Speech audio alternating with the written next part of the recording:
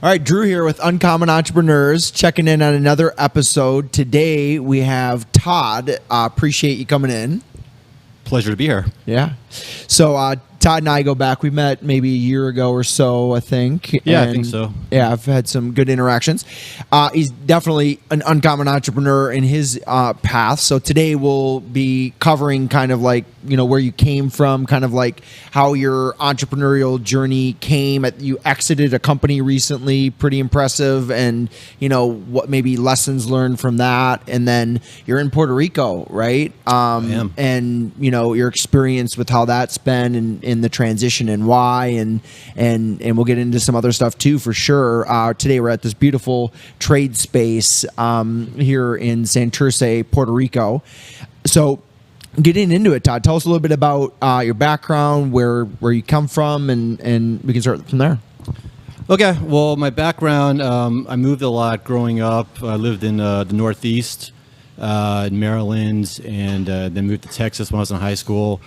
My background, I studied finance in college, and then I went to grad school for economics, but really, I always knew I wanted to be an entrepreneur. I just didn't know exactly what I wanted to do. And to be honest, I was kind of immature about the whole thing. I just didn't want to have a boss. I was scared to death to have a boss. And so that's kind of my background. My first job out of college was working at an energy consulting company, which was a fairly new industry in Texas. Texas had just deregulated their electricity market. And so I started working for this company, and right away, because it was a new industry, it kind of presented an opportunity for me to break off from them and start my own energy consulting company, which is what I did. So I did that, but I was very young and stupid, made enough money just to get by. I was spending all my money in bars at night and being stupid again. Yep. A lot of us can relate with that.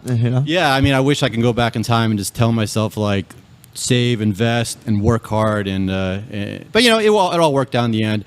Anyways, long story short, I wasn't going in the right direction, so I went to grad school and studied economics in grad school. But while I was in grad school, I still had my company. I still had some clients. I still had checks coming in. And I started to kind of realize, like, maybe I made a mistake. I mean, like, a lot of my grad school colleagues were, had side jobs, making money, like waiting tables. And I was just doing nothing and having money. I mean, I was doing a little work, but basically maintaining some clients I had acquired. And so I started thinking, like, maybe I should give this another go around. Anyways, fast forward. I kind of rebooted the company in 2009. This time I took a more emphasis on the online aspect, and just explain what I do, very simple terms. I had an energy price comparison website. So it's kind of like Expedia for electricity rates. Sure. It's an online comparison site in states that are deregulated. So Texas and a lot of northeastern states and Illinois, you can choose your power company. So my website, my previous website that I recently sold, you go and you compare all the companies, and then I made basically a commission. I was basically a marketer for the energy companies. So that's my background. And like you said, I just sold that company a few months ago, and now I'm kind of in the next chapter of my life. Yeah. Okay. That's great. So maybe let's talk about your maybe a little bit more as you were running the company, maybe some takeaways or that, or kind of lessons learned. Okay. Let's see. Lessons learned. Well, choose wisely who you work with, whether it's your business partner, employees, everything. That's, I said earlier I wanted to avoid having a boss, but I never kind of realized how much work and pressure and stress being the boss can be. So I'll be the first to admit I'm not a great manager. I don't want to be a manager, but sometimes you have to be if you're gonna have your own company. So I guess to answer your question, I would say choose wisely who you work with, and if you see problems early on, maybe address it with the person, let them know that that's not okay, and try to fix it. And if it happens a second time, it's probably going to happen a third, fourth, and fifth time. Like, don't even wait for it to happen a third time. I think give people one chance, and if they don't fix it, you got to part ways, and it's best for both parties in that sense. Yeah, I totally get it. I've had that experience in business too, getting in business with an individual I had not known for long and didn't address the red flags that you saw up front. And yeah, there's just a lot of pain that can be avoided if you sit back and really don't, just because you're enthusiastic, get into something. And because integrity is such an important part, and it's just like even when you're dating somebody, the importance of you realizing through that process if their habits and lifestyle choices. It takes time for things to kind of unfold, but yeah, I appreciate definitely. you pointing that out. Great pointer.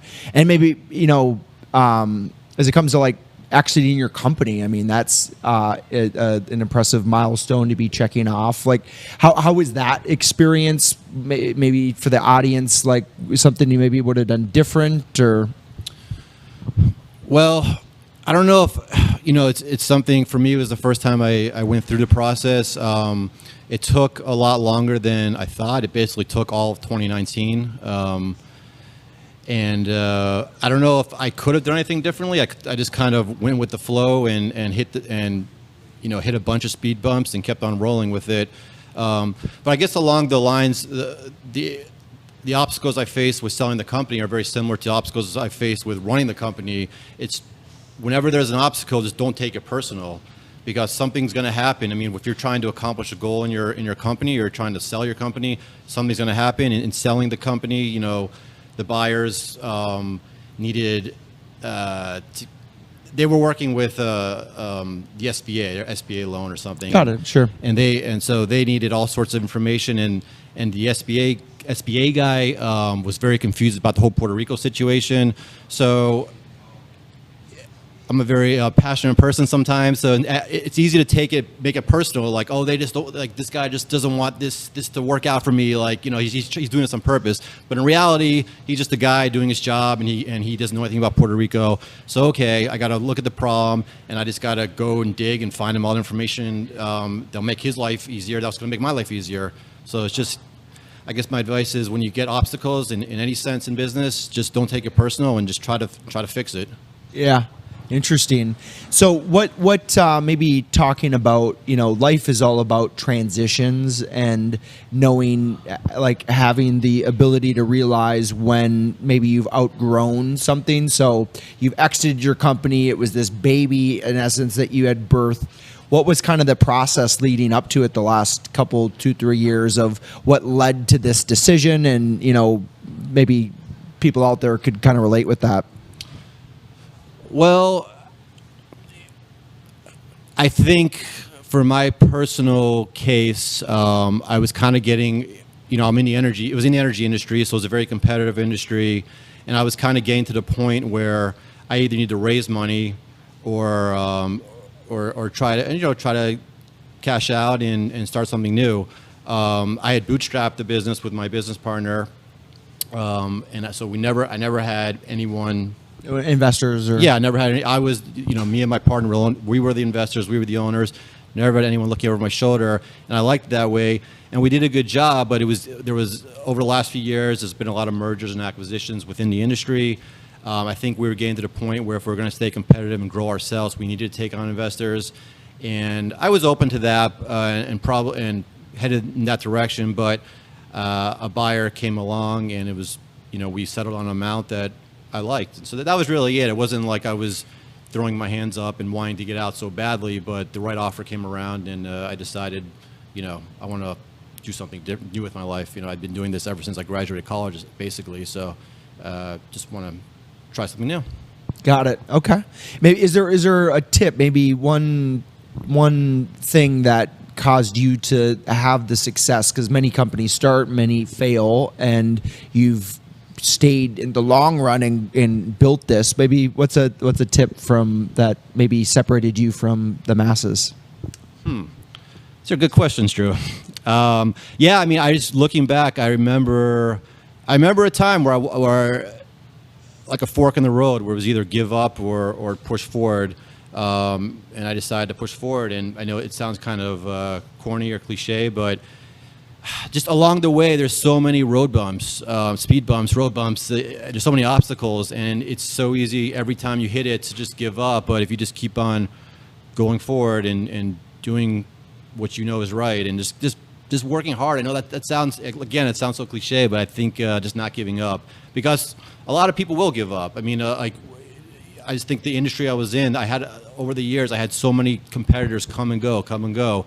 And the difference was in my specific industry, an online price comparison website, is just kept on working on the site, kept on making it better, kept on building relationships with suppliers. So my customers had more products, kept on writing one more article than my competitor wrote, doing Google Analytics research, thinking about different ways I can get people to come to the site. Just every little thing that any work I can do that's going to bring one new customer, because that one new customer can be a customer for 10 years, and they can tell their friends, and just try to do a little each day. It's awesome. Yeah, I think that's a powerful message, that, consistency, dedication, and just not giving up, persevering. If I'm hearing your story, consistency. I think that would summarize it. I like that. Yeah, interesting. Does that come naturally to you? I don't think that comes naturally to me, to be honest. But for this, it did, because I had a goal and I wanted to accomplish it. So when I have a goal, yes, it comes natural. But I think finding that goal is what I'm trying to find right now, I guess, in the next chapter of my life. That's great. So what is the next chapter? Right now I'm trading stocks, which I've been doing kind of part-time for the last few years. So I'm really diving into it, learning a lot, self-teaching myself. And of course, here in Puerto Rico, there's a lot of day traders, so I already know a lot, and know a lot of people that are day traders. So it's very nice to bounce ideas off of people I know. But I also want to get back into doing our startup eventually, and I'm trying to research and figure out what exactly I'm going to get into. So yeah. Once entrepreneurship is in your blood, it's in your blood. Yeah. Interesting. So maybe this is kind of a interesting pivot, but one that is, you are in a unique position to give a perspective on, is deregulated energy. And I'm definitely a proponent for the free enterprise system and allowing supply and demand to allow for decisions to be made. And I'm curious, and leading up to this question of, like, in Texas and the states that do have deregulated energy, has it been a positive towards people by giving them more options? Kind of lead-in question. Well, I guess it depends who you ask, but I think the data is going to show that the prices are lower, the options are more. I mean, people that live in deregulated states can choose renewable energy much easier from various suppliers, different rate products, so they can lock in a rate for 5 years if they want, and kind of hedge themselves against potential spikes in the markets. Prices are lower, they have more options, and they can go towards renewable and pay extra in some cases, but some people are willing to do that. So yeah, overall, I think it's definitely been a plus. And then that's just on the customer choice side. On the supply side, you have all these new suppliers coming into deregulated markets, and they're the ones giving the options, so they're producing more power on the wholesale market. Interesting. Okay, cool. Yeah, that's it's a fascinating concept. That was Texas the first to lead it? Well, Texas was kind of the first successful market. California, I don't know if you're familiar, in 2000, I think 2001, before I got into the business. I'm sorry, maybe it was before that actually. California, a long time ago, they had a fiasco, the whole Enron situation. But Texas was kind of the first successful market. Interesting. Okay. Well, good. So maybe pivoting again, we're in sunny Puerto Rico at the moment. And, that transition, what kind of led you to moving here? Well, I found out about Puerto Rico listening to the Peter Schiff radio show, which is now the podcast. And, I always wanted to live outside of the United States. I wanted to live outside the United States. I wanted to live in a Latin culture, and I wanted to live by the beach. And I heard about Puerto Rico listening to the Peter Schiff show, and I was like, this place is perfect. Like, low taxes, beach, Latin culture, and it's technically part of the United States, but I feel like it's a, I feel like I'm not in the United States personally in a good way.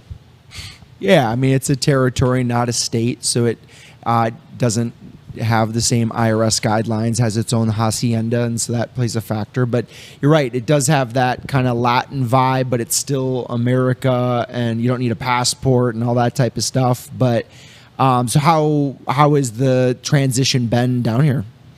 It's been great. I mean, I moved here in 2016, so a year before the hurricane. The hurricane caused some setbacks, but everything's good now. And I like it here. I go back to U.S. often to visit family and friends, and I mean, it's nice to visit, but I'm always like eager to get back. I was in Dallas almost a lot of January, and Dallas, Texas is not a cold state, but I was freezing there in January. I couldn't wait to get back. I got sick there, and as soon as I got back, just hung out in the sun and got better. For me, this is a great place. I don't know what else to say. Yeah, no, that's good. I mean, do you find like, is there what's maybe some positives from being down here, or just like real life differences from where you're from that somebody could get a perspective on? Well, I feel like, so me personally, I just feel like I live a very healthy lifestyle here because the weather is always nice. It's sunny. Live very close to the beach, so it's just easy to always go for a run, or even if I'm just not even feeling like working out, just to go for a long walk. And the scenery's beautiful here. I mean, on the weekends, a lot of times I go to the beach and play volleyball, or go on a day trip and a hike. And I compare that to my life. Granted, I've aged a little, I've got a little bit more mature, but my life prior to Puerto Rico was the weekends were drinking and eating. I mean, I don't know what, that's kind of the culture, I feel like, in the States. I mean, it's the weekend, let's go eat, let's go drink. Here, it's like hanging out on the beach, and it's hiking, and there's still so much more I need to do. I mean, I went scuba diving for the first time about a year and a half ago, and I've been meaning to get licensed with that. I'm starting to get into beach tennis, so there's just like endless stuff to do, and it's all revolved around a healthy lifestyle, and that's what I would think is. Yeah, and maybe another thing it's revolved around is a community and connections with top level entrepreneurs, and just that ability of who you're around and the consciousness of that. So maybe talk into that. How is the community? Because you moved somewhere you didn't know anybody, and how has that been? Yeah, no, I definitely, you're right. I take that for granted, because I remember when I first moved here, first couple of weeks, I didn't know a single person, and it was tough. But once I started meeting people, and this was 2016, so it's for people watching. I think there's a lot more people that live here now, and it's even easier. But even then, a month, 2 months into living here, I had like a whole new group of friends, and yeah, it's like a lot of like-minded people, which I take for granted. I mean, I don't even think about that. It's almost everyone I meet that's here that came here for the tax reasons are entrepreneur. They're an entrepreneur, or they're working for themselves. They're well traveled. They have stories from all over the world. I mean, it's like if I feel like traveling, I just got to talk to people and find out where people have been the last year, and I'll get some good recommendations. So yeah, it's awesome. A lot of interesting people on this island. Yeah, it's the flavor, it's the spice, I guess. Yeah. So that's great. So yeah, I mean, just kind of maybe transition a little bit. Like, wait, what's something that you're in this phase of your business career? If you were to tell yourself, your college self, as you're starting this business, like. Something that you would do different, or something that kind of speed it up. The business that I just sold, or just maybe to a viewer that is wanting to, create a business, have it successful and cash flowing, and then exit in it. Just a tip. Yeah, I would say one of the easiest things someone could do, even if you're in college or high school and not quite ready to start a business, is just start a blog. Like, find something you're passionate about and blog about it, and that blog can turn into something. That's kind of how real fast, I started my company as an energy consulting company where I would consult commercial companies and broker their contract and make a commission. At some point, I moved into this website because I kind of saw that was a good way to make money. And the way I started the website was blogging about it. And basically, I was a kind of a self-made journalist about the energy deregulation business. And I tried to write an article every day, Monday through Friday. Sometimes I missed a day, but 6 months into it, I probably had over 100 articles, and then that site started generating traffic, organic traffic, which means you don't have to pay for it. It comes to you naturally. And then once that happens, it's like, okay, let me invest some money and make this, monetize it. So for anyone looking to start a business or like trying to find a way to eventually get into a business, find something you're passionate about and just blog about it. And because you're passionate about it, it will cause you to research it more, whatever you're into, and find new articles to write about it. And then eventually, if you're passionate about it, it's good writing, people are coming to your site, then you can figure out how to monetize it and turn it into a business. That's awesome. Yeah, I think there's a lot of value there. It's a great tip. Find something you're passionate about being the key. Yeah. That's awesome. And for me, it's blogging because I'm like a natural writer, but it can be like I know on YouTube there's a lot going on with that where it's hard to make money on YouTube channels, but still, if you create a channel and people and you're getting your face and your name out there and whatever your message is, you could then turn that into an offline business or not an online business, but off of YouTube. Yeah, well, that's awesome. Cool. Well, definitely appreciate the time and to be able to chat. Where could somebody kind of like follow what you do? I guess Facebook. I'm not a very big social media person, but yeah, I'm just Todd Yasbin on Facebook. Yeah, that's a very interesting point down here, and part of the rationale of starting to do these interviews is that a lot of the people that you'll find maybe don't have a huge social media presence. However, because they don't need to. They've already developed their needs outside of that, and some of those are the most interesting people out there, right, versus just following a fancy name or something. So I know from our conversations, I've always appreciated your insights and your experience, and so good. I appreciate the opportunity. Thank you. I appreciate it too. Yeah, for sure.